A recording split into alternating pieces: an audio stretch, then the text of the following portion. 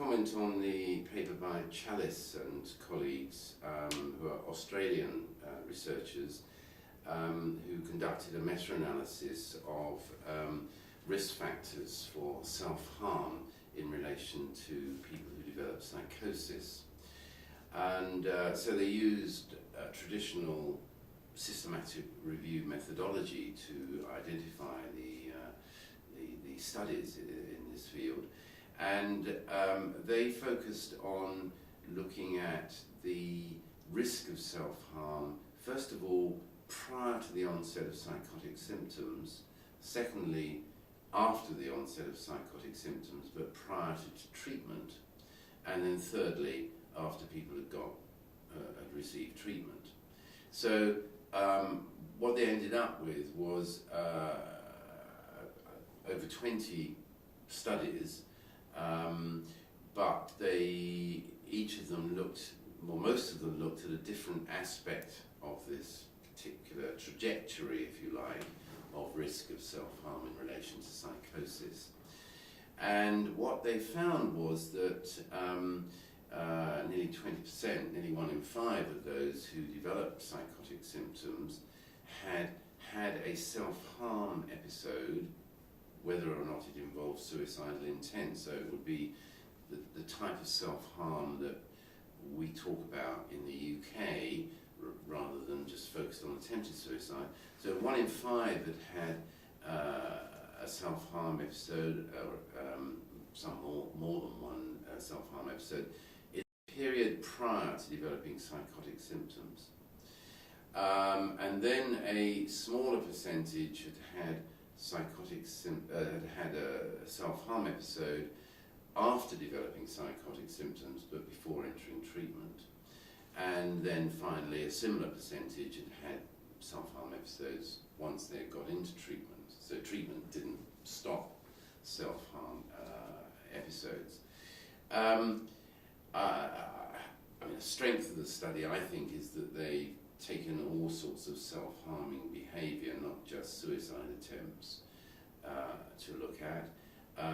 They've obviously been limited by the relatively small numbers of studies, particularly of individuals who had self-harm episodes after developing psychotic symptoms. So there was a reasonably large number of studies looking at self-harm prior to the onset of psychotic symptoms in these people. So I think it's been a useful study in highlighting the fact that self-harm is very common in people who subsequently go on to develop psychosis. We know there are similar findings for depression, based on longitudinal studies of adolescents who've self-harmed, and then people have looked at their subsequent trajectories in relation to mental development and mental health problems.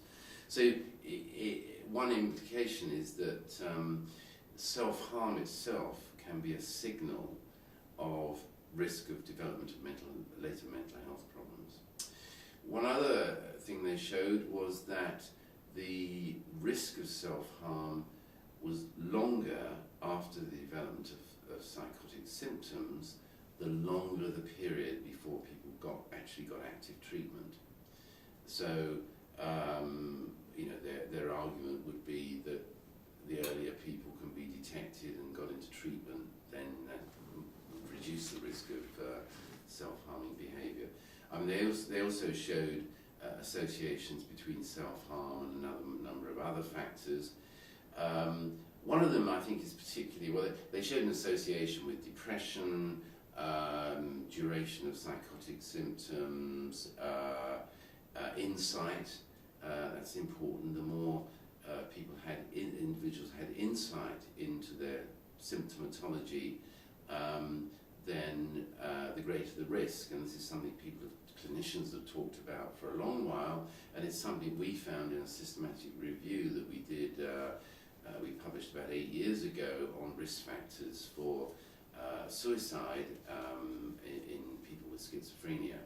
That having insight in the illness did seem to be an important predictor of risk. And that's important clinically for clinicians to know that.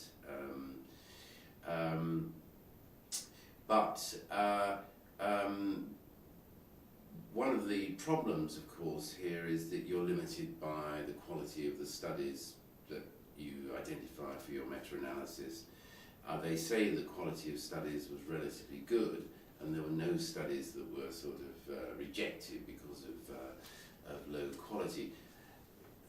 One of the issues, though, is the exposure period, in that the exposure period prior to onset of psychotic symptoms will vary from one individual to another, and they haven't taken that into account. So they talk about self-harm prior to the onset of psychosis. It could have been, in a year prior to the onset. It could have been in 10 years prior to the onset, and they don't appear to have controlled for that in their analyses, or at least done a sensitivity analysis to take account of it. Similarly, once treatment has started, they again haven't looked at the duration of time since onset of treatment. They have looked at it, as I've said, in relation to duration of untreated symptoms.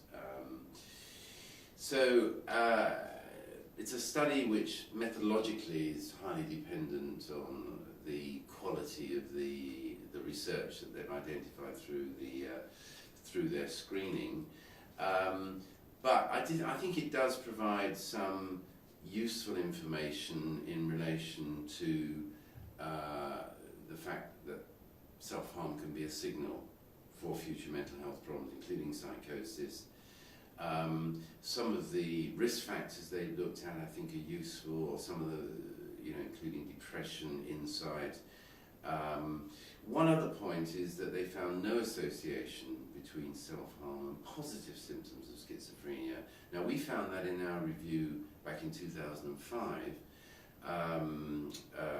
and some people have questioned that, and it's interesting that this different sort of study, we focused on suicide primarily, this study focused on self-harm, has found as simplifying that positive symptoms don't seem to be important.